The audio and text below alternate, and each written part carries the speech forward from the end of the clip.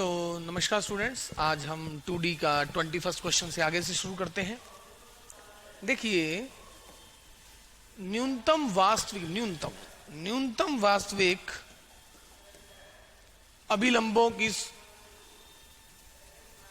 संख्या जो एक अंतस्थ बिंदु से परवलय पर खींची जाती है। सपोज ये रहा परवलय, उसके एक बीच वाले पॉइंट से कितने अभिलंब खींचे जाते हैं? अधिकतम 3 खींचे जाते हैं। बट न्यूनतम बोला है। यहां पर हम जब सॉल्व करते हैं इसे तो m में एक त्रिघाती समीकरण बनता है m³ करके, जिसमें m1 plus m2 plus m3 बराबर 0। वो जो मैंने 2-3 रिजल्ट लिखा है तो वो ध्यान रखना। तो मिनिमम होता है 1 और मैक्सिमम होता है 3। तो यहां पर मिनिमम पूछा है तो आपका आंसर 1 आ गया। So B is correct option. तो option number B is correct. आगे बढ़ता हूं मैं। रेखा दिस, दीर्घवृत्त दिस की स्पर्श रेखा है यदि, और स्पर्श रेखा का समीकरण होता है y is equal to mx plus minus under root of a square m square plus b square, यानी c जो होता है वो c स्क्वेयर इसके बराबर होता है। ओके, जहां दीर्घवृत्त हमारा यही होता है जो गिवन है। अब आप देखिए, तो लाइन को मैं प्रॉपर फॉर्म में लिखूं। रेखा कौन सी है? रेखा का समीकरण है y is equal to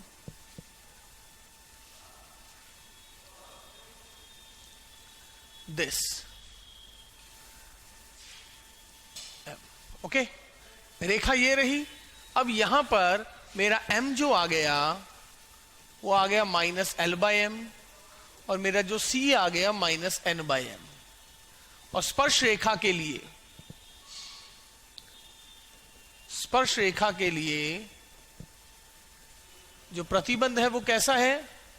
c square is equal to a square m square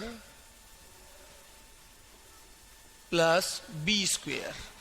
तो यहां से a square l square plus b square m square बराबर n स्क्वेयर आ गया है। कोई एक्स्ट्रा एफर्ट नहीं करना है, जितने रिजल्ट पता है उन्हीं को करते रहना है। जितने क्वेश्चन एग्जाम में हो जाए वो वेल एंड गुड है जी। आगे बढ़ते हैं हम। दीर्घवृत्त के बिंदु दिस पर अभिलंब का समीकरण, और x1 y1 बिंदु पर दीर्घवृत्त का अगर बिंदु x1 y1 है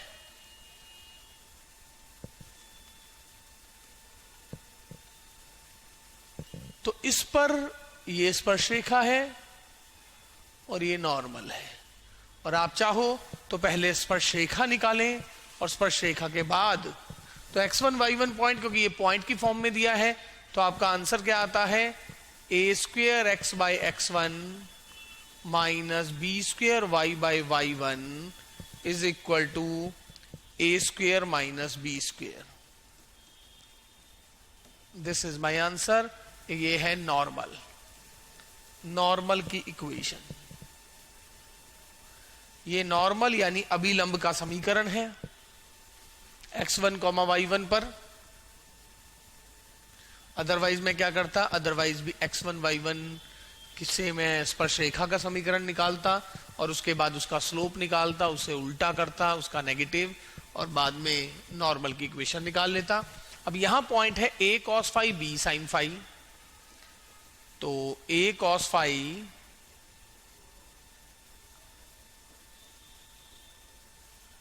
b sin phi is equal to a square minus b square. कईयों को ये आंसर डायरेक्ट याद रहता है। तो क्या हो गया? ax सीकेंड फाई माइनस, और यही प्लस हो जाता है किसके केस में? हाइपरबोला के केस में। Plus B Y cosec phi is equal to A square minus B square. तो राइट साइड में आप देख सकते हैं आपका आंसर क्या आया है? A X secant phi plus B Y cosecant phi is equal to this one. तो 23 का आंसर हम देख सकते हैं, वो कहां गई हमारी जी।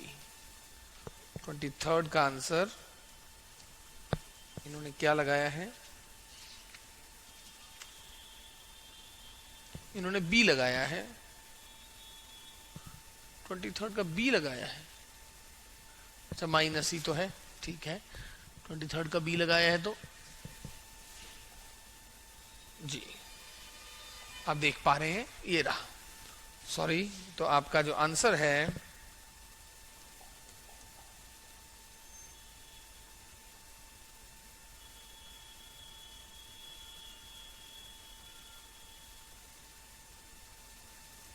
so your answer will be answer number B. So B is correct. Come to next one. अति परवलय की उत्केंद्रता का मान। तो ये अति परवलय दे रखा है, इसकी उत्केंद्रता का मान E निकालना है आपको। तो सबसे पहले आप इसे थोड़ा सा स्टैंडर्ड फॉर्म में लिखने की कोशिश करें। ये रहा 4x² माइनस 2x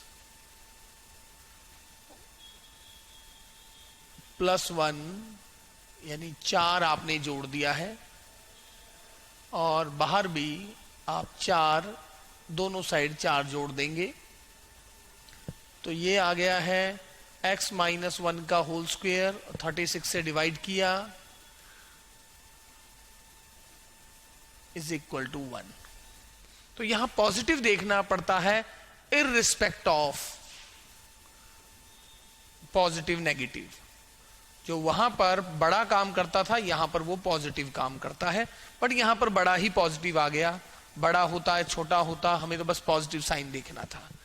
तो अब उत्केंद्रता निकालने के लिए क्या करते हैं, जैसे वहां होता है बड़े वाले का स्क्वायर, यहां पॉजिटिव का square into E² minus 1 is equal to 4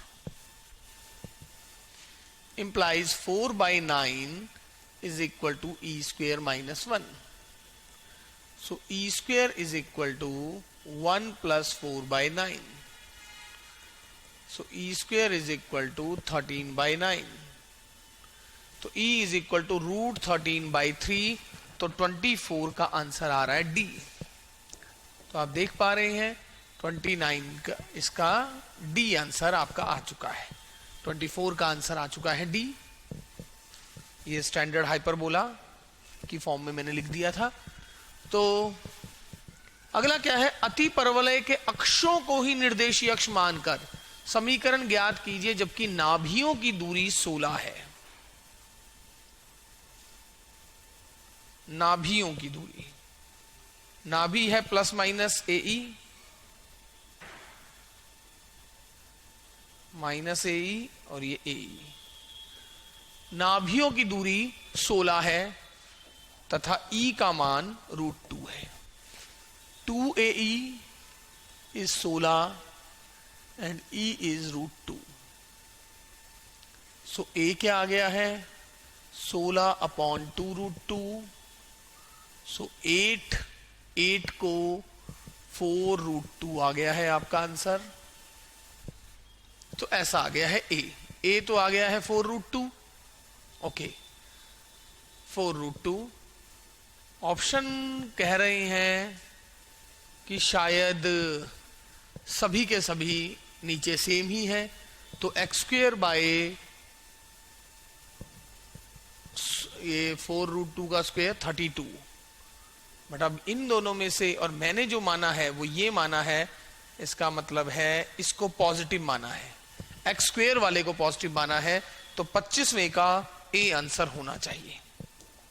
25वें का A आंसर क्यों होना चाहिए, क्योंकि मैं जिसको लेके चला हूं बड़े और छोटे से कोई फर्क नहीं पड़ता। यहां तो लकीली बराबर है, सभी ऑप्शन कह रहे हैं कि बराबर ही है, तभी तो x² और y² के नीचे जो आया वही राइट में चला गया। पर ठीक है मैं निकाल लेता हूं, वो एक डिफरेंट बात है।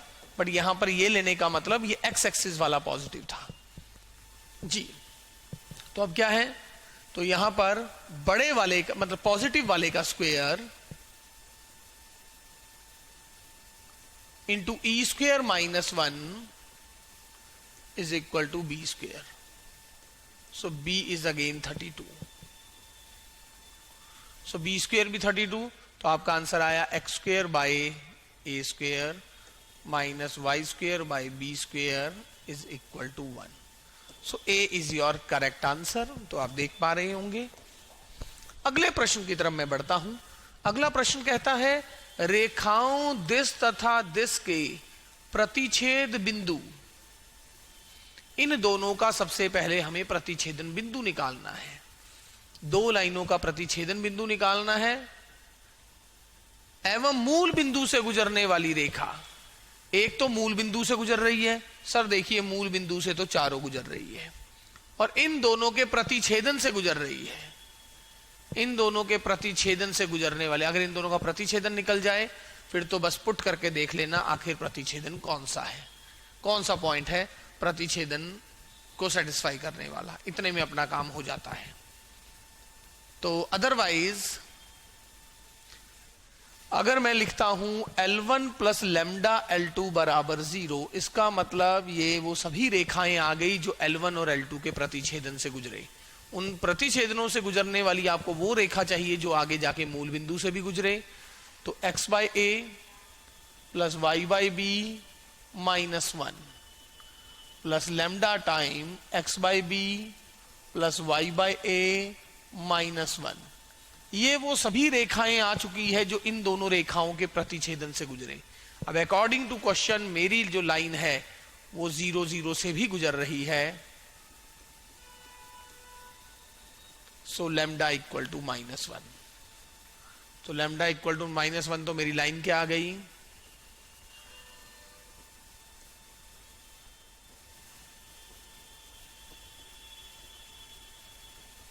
ऐसा. तो x into 1 by A minus 1 by B minus Y into 1 by A minus 1 by B. So x minus Y is equal to 0. So मेरा आंसर आ चुका है D. 26 का D ही बताया जा रहा है. बिल्कुल सही है. 26 का मेरा आंसर आ चुका है D. बड़े आराम से आप देख पा रहे होंगे दो लाइनों के प्रतिच्छेदन से गुजरने वाली लाइन. अगर मैं आगे बढ़ता हूं तो मेरे पास परवलय दिया हुआ है. ऐसा ही क्वेश्चन मेरे पास थोड़े दिन पहले नाभि का था, अब फोकस का आ गया है. तो ये आ गया है Y square minus 4y is equal to minus 4x. तो दोनों साइड इसके हाफ का स्क्वेयर मैंने ऐड कर दिया. तो ये आ चुका है y माइनस 2 का square is equal to minus 4 into X minus 1. तो y square equal to minus 4ax का ग्राफ बनेगा, यानी लेफ्ट वर्ड, लेफ्ट में बनेगा ये ग्राफ, जिसका शीर्ष क्या होगा 1 और 2. अब y एक्सिस में क्या खास बात है, x बराबर 0 होता है. तो अगर x को मैं 0 रख दूं तो y इक्वल टू 0 एंड 4.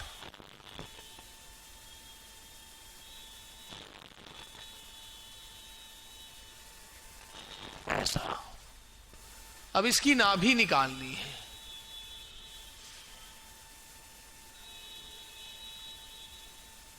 इसकी नाभि इसी पे होगी.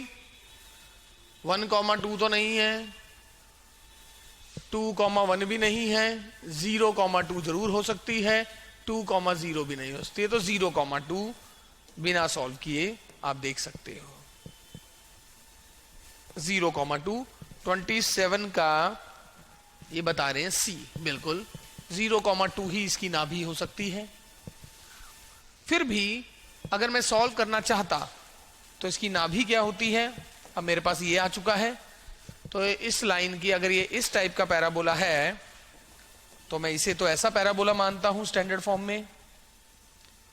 इसकी नाभि होती है -a,0.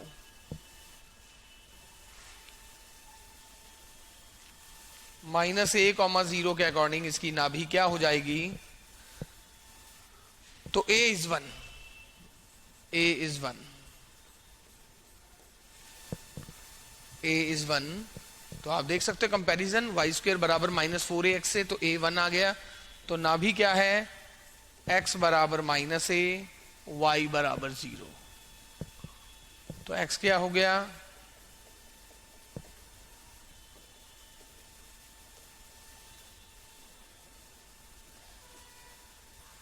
x equal to 0 and y equal to 2, तो 0,2 आप इस तरीके से भी निकाल सकते हैं जैसा आज तक हम अमूमन निकालते आए हैं। तो आप देख सकते हैं, तो इसका आंसर नंबर सी करेक्ट है। आप थोड़ा सा एक दो स्टेप करके थोड़ा सा लॉजिक लगा के भी कर सकते थे। अगला प्रश्न देखता हूं मैं, लोकस ऑफ यानी दीर्घवृत्त डिस्क की लंबवत स्पर्श रेखाओं के प्रतिछेदन बिंदु का बिंदुपथ। ओके, ये दीर्घवृत्त है, इसकी ऐसी स्पर्श रेखाएं 28वें का सी जो कि दिख रहा है, शायद दिख रहा है क्योंकि ये दीर्घवृत्त ऐसा है, x² by 9 plus y² by 25, sorry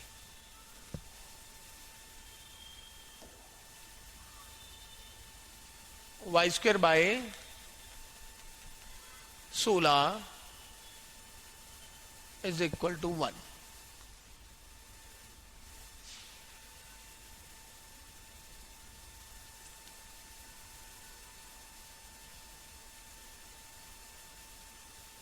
ऐसा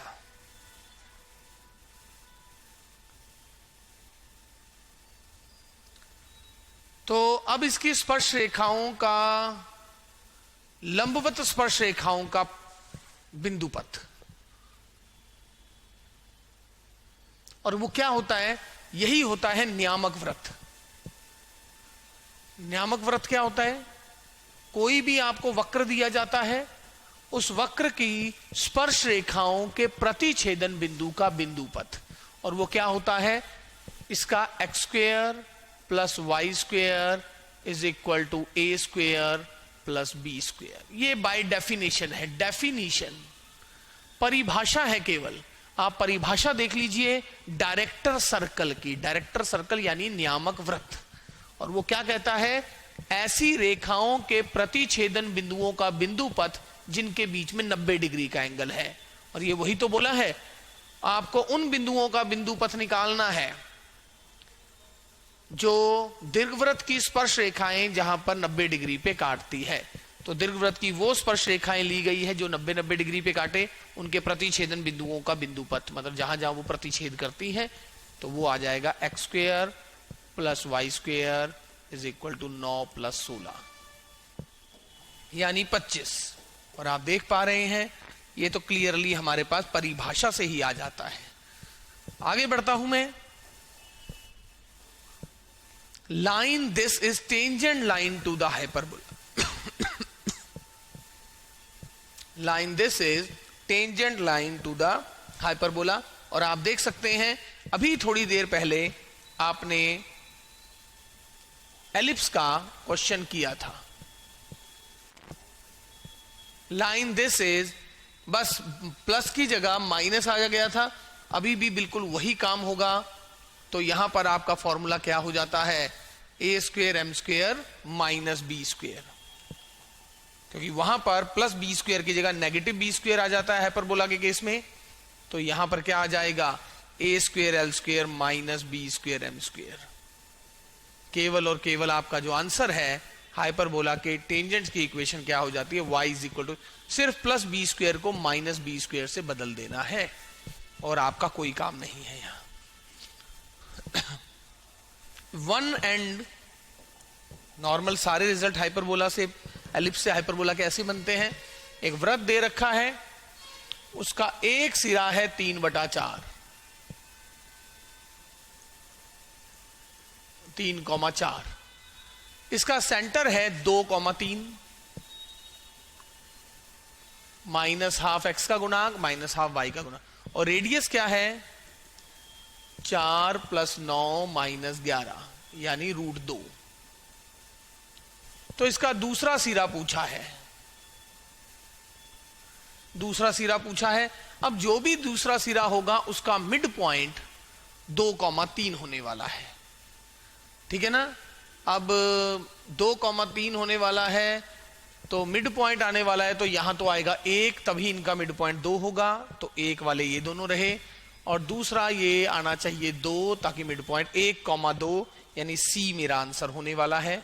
आप देख पा रहे होंगे, वरना a, b लेके उसका मिड पॉइंट 2,3 होना चाहिए था, बात वही है। तो ये आंसर है 30वें का, और 30वें क्वेश्चन का आंसर सी है, बिल्कुल सही है। अब हम बढ़ते हैं अपने क्वेश्चन नंबर 31 पर।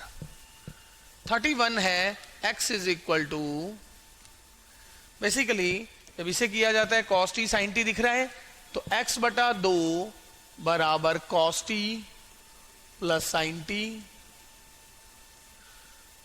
y बराबर 5 is equal to cos t minus sin t। अब यहां से मुझे अगर मैं स्क्वेयरिंग करके जोड़ दूं, तो x बाई 2 का स्क्वेयर, जैसा अभी मैं अनवालोप में करता हूं, तो this square plus this square plus 2ab और माइनस 2ab तो कट गया। अब this square plus this square करेंगे तो cos square t plus sine square t, sine square तो ये 2 आ जाएगा, बट जो भी आएगा ये बनाएगा एलिप्स।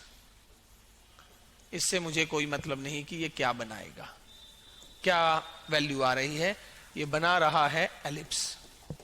तो आप देख सकते हैं ये एलिप्स बना रहा है। यहां पर मेरा काम यही था, cos t sin t को एक तरफ करना और स्क्वेयर करके जोड़ देना। ओके,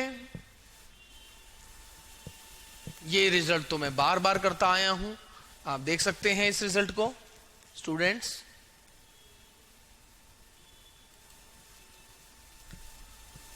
सो स्टूडेंट देखिए, अगर B और C परवलय दिश की नाभीय जीवाखंड है, जैसे ये रहा आपका परवलय,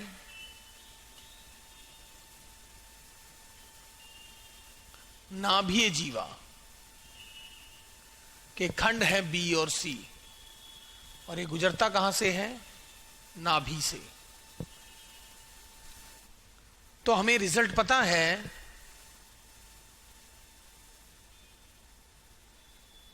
कि ये सेमी लेटस रेक्टम के बराबर होता है। कौन, B और C का हार्मोनिक मीन। तो B और C का हार्मोनिक मीन, हार्मोनिक मीन क्या है B और C का,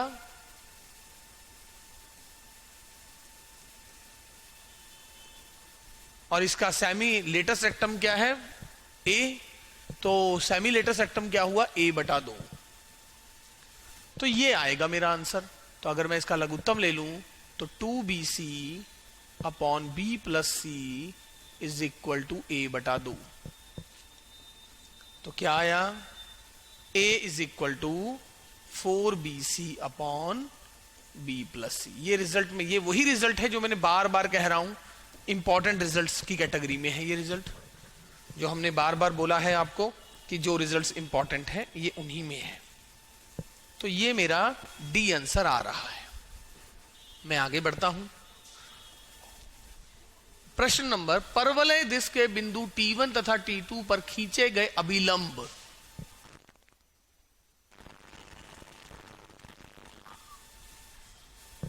ओके, परवलय दिश के बिंदु T1 तथा T2 पर खींचे गए अभिलंब पुनः परवलय पर मिलते हैं। तो T1 और T2 पर का पे क्या रिलेशन है। तो T1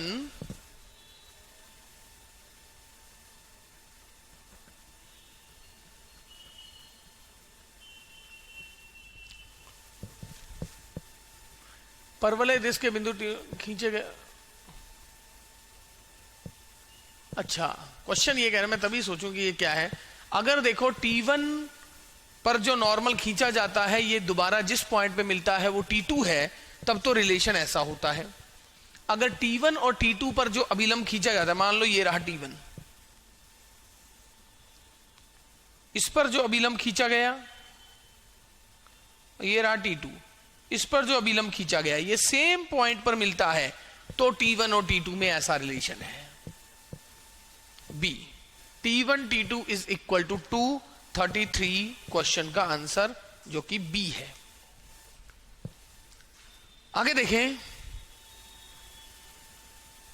माना रेखाओं दिस माइनस ए बराबर 0 नहीं लिखा गया, इक्वल टू नहीं तो नहीं होगा, चलो माइनस ए बराबर 0 मान लेता हूं, अब मानना ही पड़ेगा, पता नहीं जो भी है। माना रेखाओं दिस तथा दिस का प्रतिच्छेद बिंदु P है, ठीक है। एक वृत्त जिसका केंद्र 1,0 है P से गुजरता है, ठीक है। इस वृत्त के बिंदु P पर, फिर ये P छोटा लिख दिया, बड़ा लिखना चाहिए था, स्पर्श रेखा x अक्ष को बिंदु D,0 पर मिलती हो तो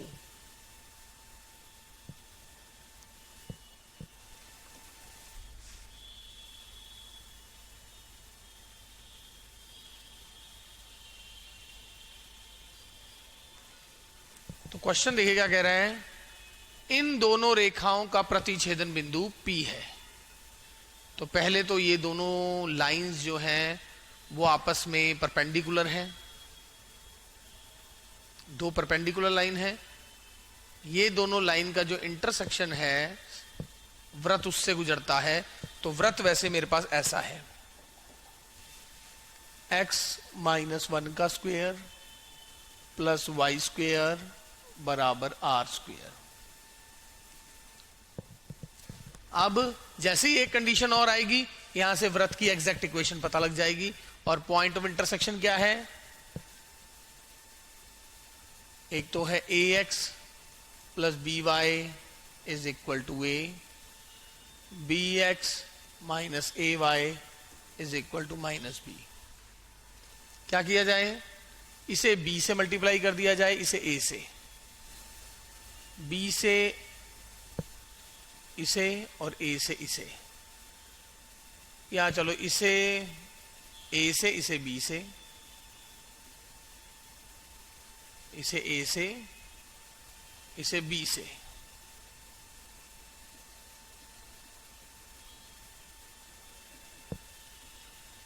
सो x क्या आ गया,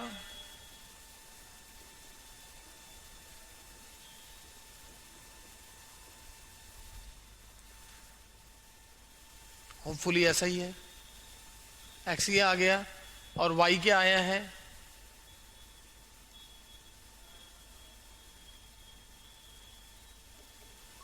a माइनस ax।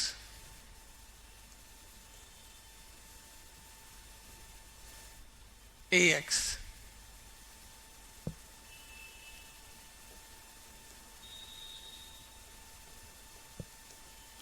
कैलकुलेशन वैसे साइड में करके देख लेनी चाहिए।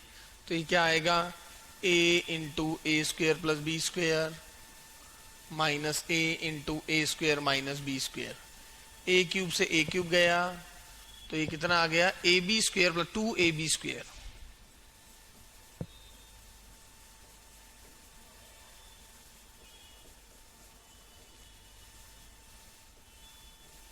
तो 2ab अपॉन दिस, चलो x और y ये आ गया। अब वो अगर इस कंडीशन को अब मैं यहां पुट करूंगा और फिर निकालूंगा r, काफी लंबा हो रहा है क्योंकि अब मैं यहां से r निकालूंगा तो वो सर्कल मिलेगा, भाई वो सर्कल एग्जैक्ट आ गया। फिर इस पॉइंट से पास होने वाली जो स्पर्श रेखा है वो x एक्स को d0 पे मिलती है, तो d की वैल्यू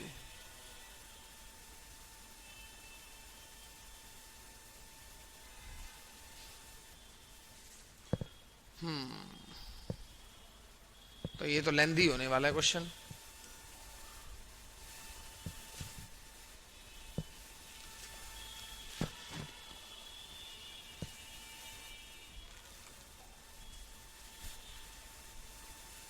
(34) का इन्होंने b बोला हुआ है -1।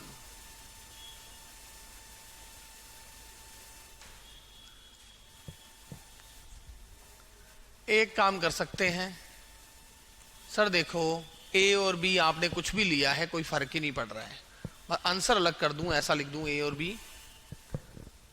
देखो a और b 1-1 तो ना लूं क्योंकि 1-1 ले लिया तो आप देख सकते हो, तो ये तो 1 बन जाएगा जो मैच कर जाएगा। 1 और 2 ले लिया जाए तो ए को 1 बी को 2 ले लेता हूं। ए को 1 बी को 2 ले लिया जाए। मुझे तो इस पे भी डाउट है कि ये -1 और इसमें ए 1 ले लेता हूं और बी 2 ले लेता हूं।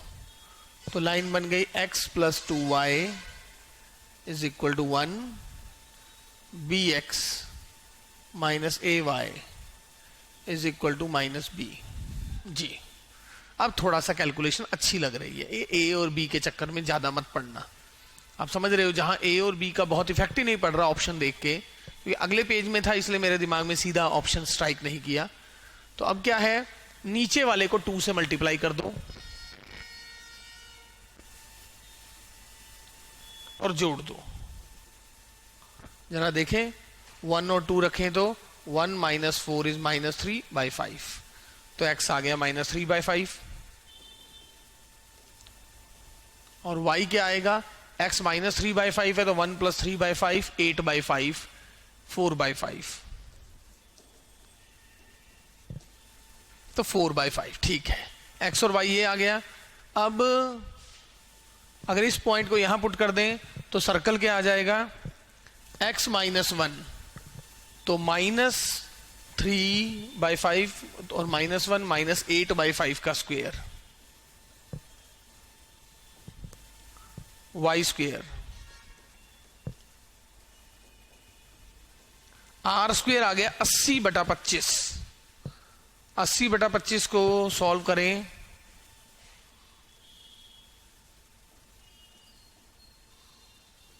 सोलह पंजे 80, शायद 80/25 यही होता है। 80/25 16 पंजे 80 ही होता है, ठीक है। तो r² 16/5 आ गया। तो आपकी जो लाइन की इसकी इक्वेशन बन गई है वो ऐसी बनी सर्कल की।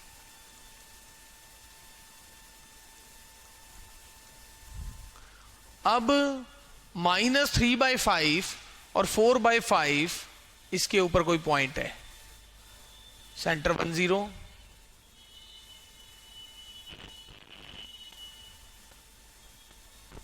सेंटर 1 0 और -3/5 और 4/5 इसके ऊपर कोई पॉइंट है। उस पर जो स्पर्श रेखा है वो आखिर कहां मिलती है। वैसे तो लॉजिकली यहीं से काम खत्म हो गया था कि वो कहां मिलेगी, वो नेगेटिव साइड ही मिलेगी और नेगेटिव केवल यही था, खत्म तो यही हो गया था।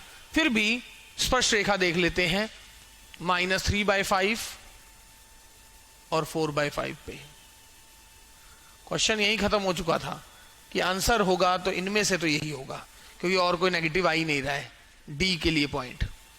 अब -3/5 और 4/5 से पास होने वाली इसके लिए जो स्पर्श रेखा है वो कैसी होगी, वो आप देखिए। ये है, ये बेसिकली x² + y² - 2x + 1 और +1 उधर जाके -1 हुआ। तो x(x1) + y(y1) - x + x1 ये रही। अब ये y x एक्सिस जो जहां काटेगी वहां y 0 होगा, तो y को 0 पुट करें तो -3/5 ये हो गया -8/5x, 11/5 -3/5 and as expected x = -1। तो यहां a और b की वैल्यू नहीं पुट करते तो कहानी बहुत ज्यादा गंदी होती है। मैं बार बार आपको ये समझा रहा हूं, कई बार होता है कि पूरा कैलकुलेट नहीं करना पड़ता, जिस आधे रास्ते में पता लग जाए वहीं रुक जाना होता है। जिस आधे रास्ते में आपको आंसर का पता लग गया वही आ जाएगा आपका आंसर। तो आंसर आ चुका है आपका, आप समझ रहे हो ना। ये क्वेश्चन तो क्लास में भी कराया गया और काफी इंपॉर्टेंट क्वेश्चन भी है और टेस्ट में भी आता रहता है। वृत्त दिस की परिधि को बराबर भागों में बांटता है। ये वृत्त काट रहा है इस वृत्त को, तो ये वृत्त एक दे रखा है। ये कौन सा वृत्त है, डी वाला वृत्त। पहला वृत्त दूसरे की परिधि को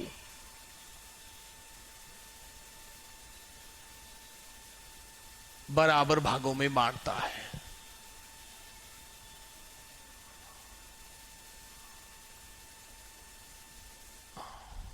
तो ये यहां से काट के गया, तो यहां से काट के गया तो आधा पार्ट इधर रह गया, आधा पार्ट इधर रह गया।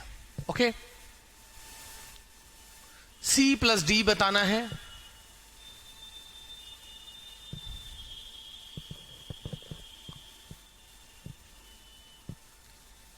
C प्लस D, और आप देख रहे हो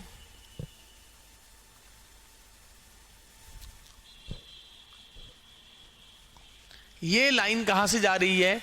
डी वाले सर्कल के मिड पॉइंट से। और ये कौन सी लाइन है? इन दोनों सर्कल के प्रतिच्छेदन से गुजरने वाली रेखा। और दो सर्कल के प्रतिच्छेदन से गुजरने वाले सर्कल जितने भी बनते हैं वो कैसे बनते हैं? C1 plus lambda C2, but अगर ये लैम्डा -1 हो जाए, बशर्ते x स्क्वायर y स्क्वायर गुणांक पहले 1 कर देना, तो ये क्या आ जाएगा? C1 माइनस C2 बराबर 0, ये L आ जाएगा। तो C1 minus C2 is basically C1, जिसको भी नाम दे दो, पहले वाले को दे देता हूं, तो 6x 4x minus minus 2x 22 minus 8 14 C plus D बराबर 0। और क्योंकि ये D वाले सर्कल के सेंटर से गुजर रहा है, D वाला सर्कल का सेंटर क्या है? नंबर 1 1, -4 से गुजरता है।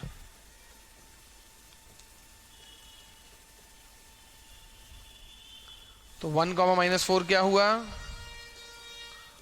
C प्लस D बराबर 0, तो C प्लस D बराबर 50। तो क्या A आंसर है इसका? क्रॉस चेक करें, 35 का आंसर है A, बिल्कुल सही है। आप इसे क्रॉस चेक कर सकते हैं। तो कुछ ऐसा है ये क्वेश्चन है 2 लाइन के, बस इसमें थोड़े कंसेप्ट छुपे होते हैं, इसीलिए कहा है आसान आ जाए सीधे तो कर लेना, वरना थोड़ा दिमाग लगाना पड़ सकता है 2D के क्वेश्चंस में।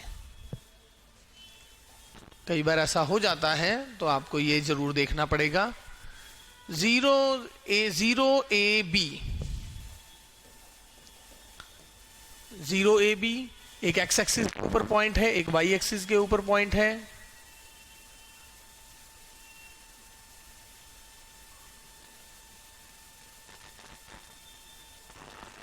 बिंदु है, ठीक है, 3 बिंदु है।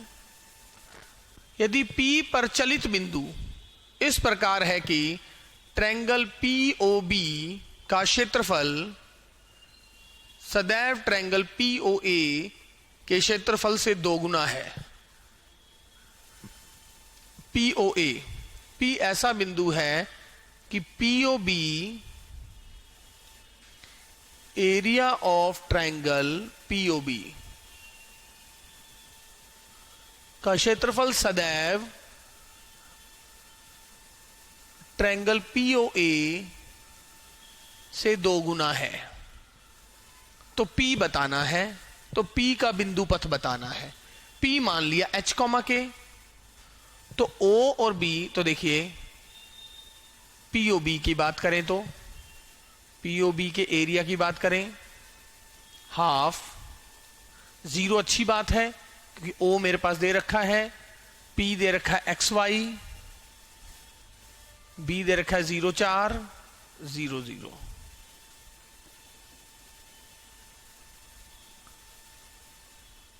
x POA दोबारा 0, ज्यादा एक्स्ट्रा दिमाग नहीं लगाना कि पता नहीं यार क्या है। 6 0 हाफ 6y मॉड है। तो ये क्या हो जाएगा प्रश्नानुसार? POB मतलब 2x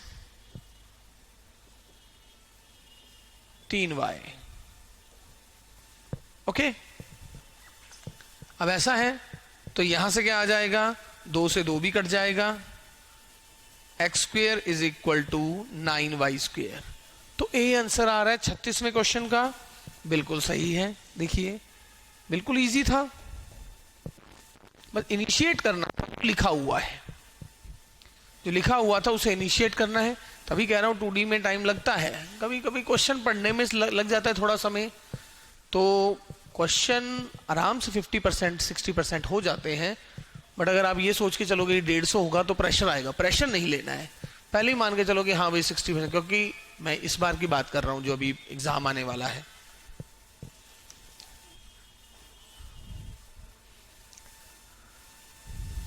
देखिए कह रहे हैं कि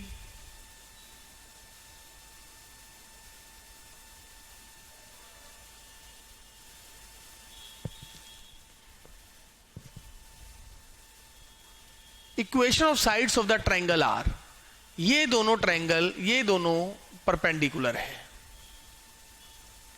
ये दोनों परपेंडिकुलर हैं। एक अगर x माइनस 3y है तो दूसरी 3x प्लस y है। तीसरी लाइन ये रही मान लो,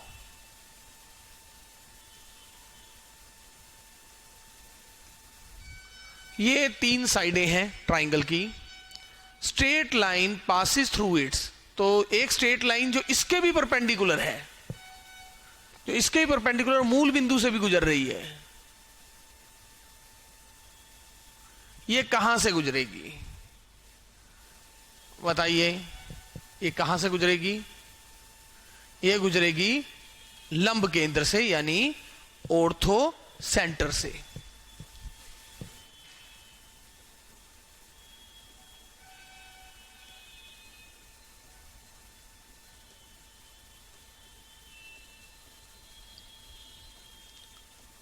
ऑर्थो सेंटर किसे कहते हैं स्टूडेंट? ऑर्थो सेंटर क्या होता है स्टूडेंट्स? कोई भी आपके पास ट्राइंगल की साइड है,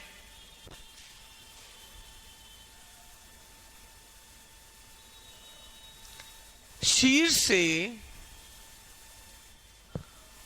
दूसरी रेखा पे अगर मैं लंबवत ड्रॉ करता हूं, उनके इंटरसेक्शन, जैसे ये है,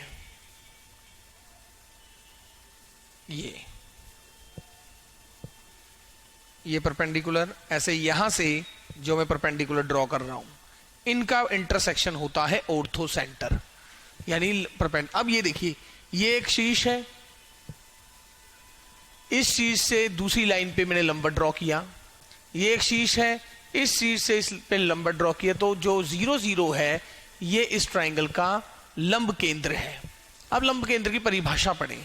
अब लिखा है ये वाली जो लाइन है ये कहां से गुजर रही है? भाई ये लाइन 0 0 से गुजर रही है, तो वो किससे गुजर रही है?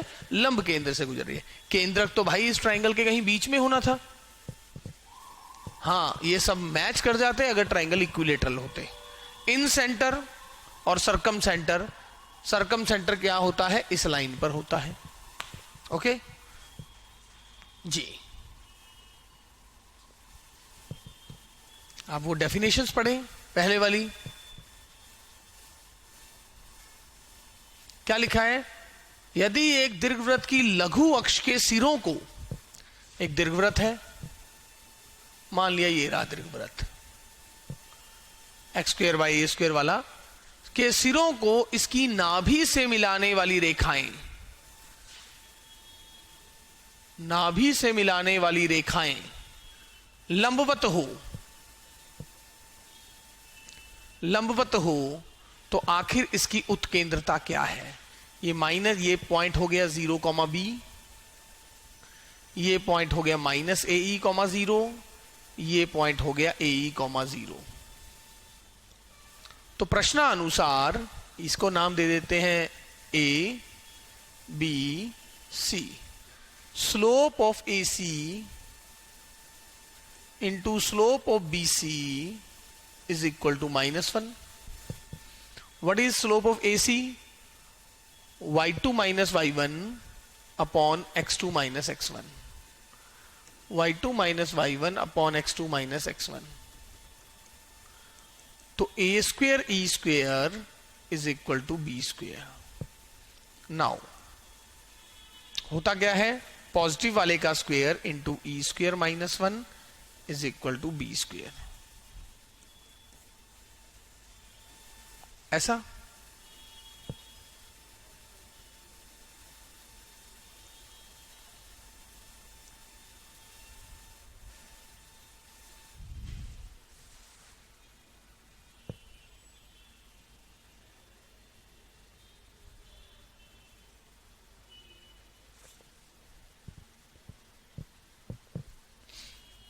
दीर्घवृत्त दे रखा है, सॉरी, तो ये 1 माइनस ई स्क्वेयर, वो अति परवलय के लिए होता है। तो ये ए स्क्वेयर ई स्क्वेयर, क्योंकि ई निकालना है, खैर ए स्क्वेयर तो गायब ही कर देता, चलो तो 2 ई स्क्वेयर, चलो E square is equal to 1 minus E square, दोनों साइड ए स्क्वेयर से डिवाइड कर दिया, so E is equal to 1 by root 2। तो आप देख पा रहे हैं 1 बाय रूट 2, क्वेश्चन नंबर 38। तो प्रश्न नंबर 38 तो काफी सीधा सीधे क्वेश्चंस आ रहे हैं एग्जाम में, बार बार वो इसे फर्स्ट ग्रेड में भी आया था, इसेंट्रिसिटीज वगैरह के बारे में। Eccentricity of the conjugate hyperbola to the hyperbola, ये हाइपरबोला नहीं, इस हाइपरबोला का जो कॉन्जुगेट हाइपरबोला है, इस हाइपरबोला का जो कॉन्जुगेट हाइपरबोला है, एक सेकेंड, जो कॉन्जुगेट हाइपरबोला है, तो वो कॉन्जुगेट हाइपरबोला है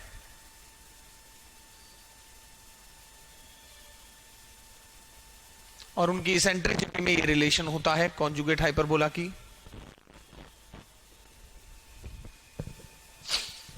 खैर जो भी है, इसेंट्रिसिटी बोला नहीं है तो आप सीधा इसकी भी इसेंट्रिसिटी निकाल के इस रिलेशन से निकाल सकते हैं। तो ये देखिए ई क्या हो जाएगा यहां, तो वहां एक्स स्क्वेयर बाय 1 है, चाहे तो आप ऐसा करके कर लेना, वरना यहां देखिए एलिप्स क्या है, X square by 1 minus Y square बटा 1/3, सॉरी ये 3 क्यों लिख दिया है,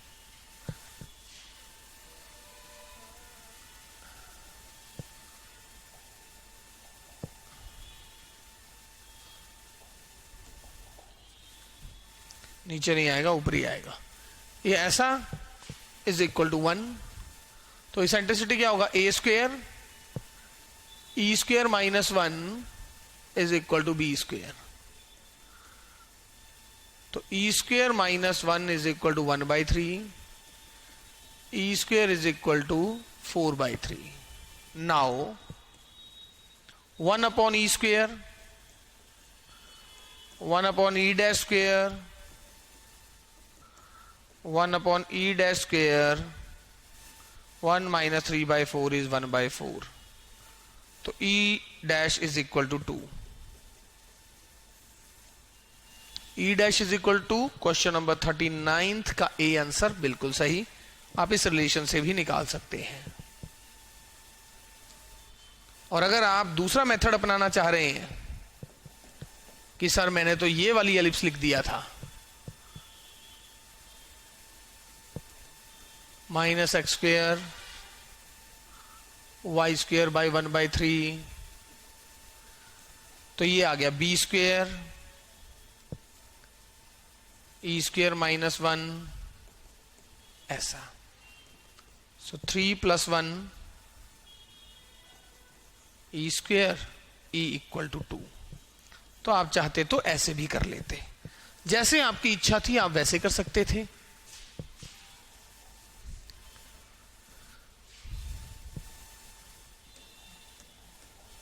जी, if any tangent to the ellipse, अगर एलिप्स पर आप कोई भी स्पर्श रेखा खींचते हैं,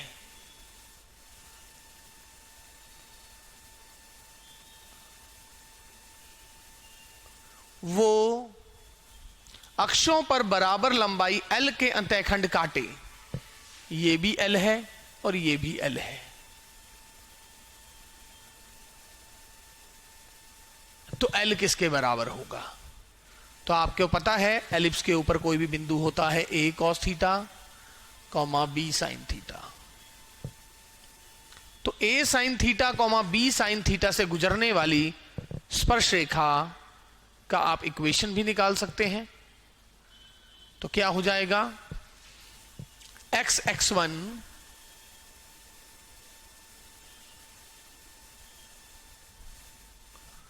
प्लस y(y1)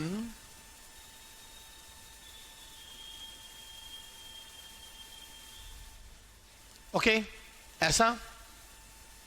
तो ए के लिए क्या आ जाएगा, ए के लिए y 0 है तो x क्या आ जाएगा, a सीकेंड थीटा, और b के लिए ये 0 है तो b cosec theta. Now 2l लंबाई बराबर लंबाई l के अंतःखंड काटता है, तो ये टोटल कितना आ जाएगा, a secant theta plus b cosec theta. ऐसा कुछ। अब इसके बाद हमें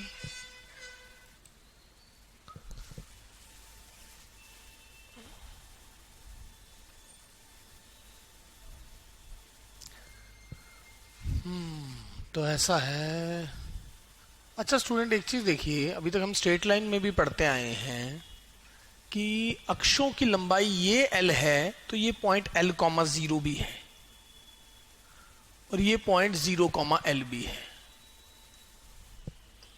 तो इसका मतलब मैं ऐसे ना बढ़कर कुछ ऐसा कर दूं कि therefore l is a secant theta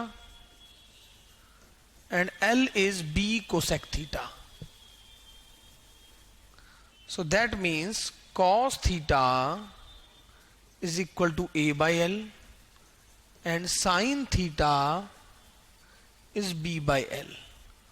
दोनों का स्क्वायर करके ऐड कर रहा हूं मैं।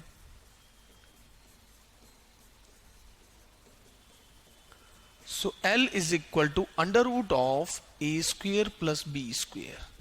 So this one is my answer to this problem. So ऐसा आ जाएगा, यही पॉइंट L0 और 0L हो जाएगा। If E and E dash, okay, अति परवलय और उसकी संयुग्मी का उत्केंद्रता है, अभी मैंने बताया था इसका आंसर। ये तो क्वेश्चंस करने में भी काम आता है ये स्टैंडर्ड रिजल्ट, और आप देख रहे हैं इसका आंसर 1 है। क्वेश्चन करने में भी उसी का एप्लीकेशन हमने अभी अभी थोड़ी देर पहले की थी, तो अच्छा रिजल्ट है जो हमें याद भी रहना चाहिए। उसी की मदद से हमने एक क्वेश्चन भी किया था डायरेक्टली। यदि दो बिंदुओं A एवं B के निर्देशांक C0 तथा -C0 है तो एक बिंदु P जो इस प्रकार गतिशील है, ठीक है, दो बिंदु हैं, ये तो शायद उसका क्वेश्चन भी है।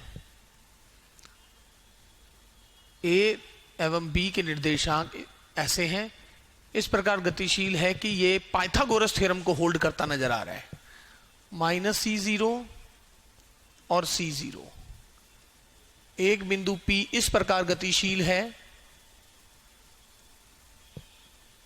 कि PA का स्क्वायर प्लस PB का square is equal to AB का स्क्वायर, यानी पाइथागोरस थ्योरम होल्ड हो रही है। और आपको पता है अर्धवृत्त पे बना कोण समकोण होता है, तभी पाइथागोरस थ्योरम होल्ड हो रही है। तो ये सर्कल बनना चाहिए। क्वेश्चन नंबर 42 का आंसर बी बोला गया है, बिल्कुल सही है, सर्कल बनना चाहिए। और आप करना चाहते हो तो अब क्या करेंगे, हम केवल और केवल PA square plus PB square equal to AB square निकाल देंगे। बट हाँ, जिसको डायरेक्टली देख के पता लग रहा है वो अच्छी बात है, क्योंकि हमने कॉम्प्लेक्स में भी ये पढ़ा था, अर्धवृत्त पे बना कोण समकोण होता है।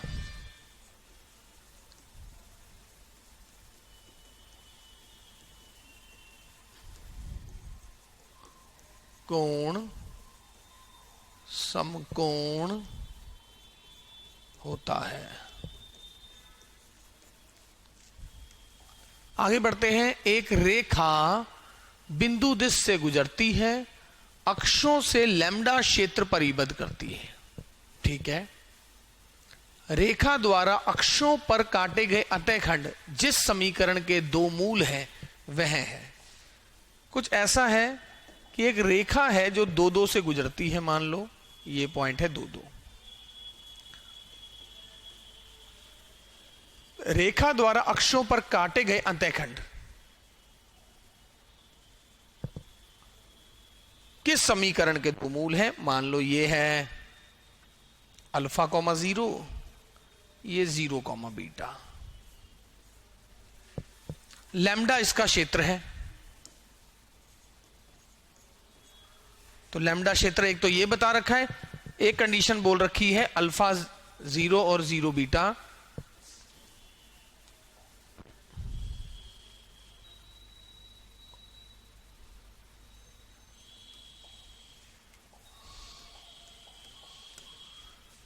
तो दो कंडीशन लगा देना, एक तो अल्फा 0 और 0 बीटा से गुजरने वाली लाइन निकाल देना, वो दो को संतुष्ट करेगी, और दूसरा क्या कर लेना, इसका एरिया निकालना, उसे लैम्डा से तुलना कर देना, and you will get your answer. तो ठीक है स्टूडेंट, नेक्स्ट क्लास में मिलते हैं। एक बार ये कर लेना, नहीं हो तो मैं नेक्स्ट क्लास में वैसे करवाऊंगा ही।